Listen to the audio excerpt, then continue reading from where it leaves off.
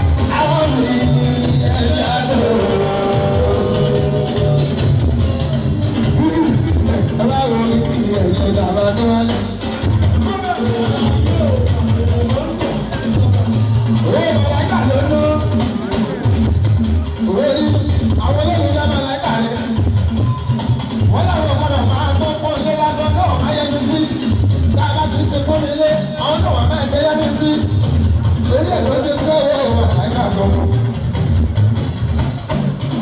ó ṣe bíbí àgbọn èèyàn nínú ìyá wọn pé ìrìn ẹ̀jẹ̀ ní ọgbà yìí.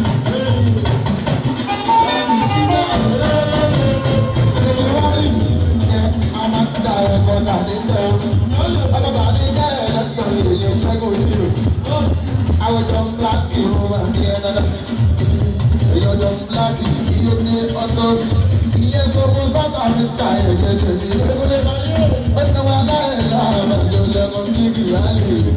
wálé àmàdà náà ọ̀jẹ̀ mi sórí. kíkì wálé àmàdà náà ọ̀bàjẹ́.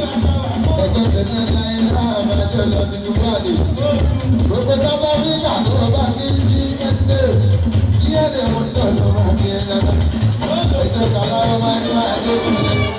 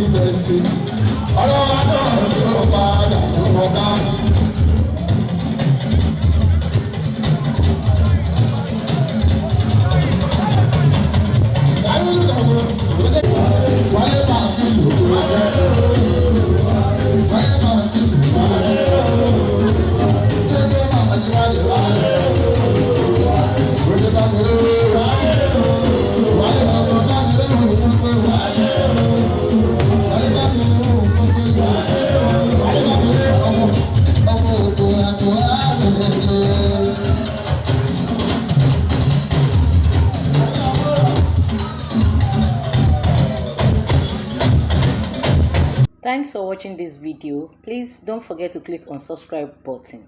Kindly comment and share. We drop new videos daily. Thank you. God bless you.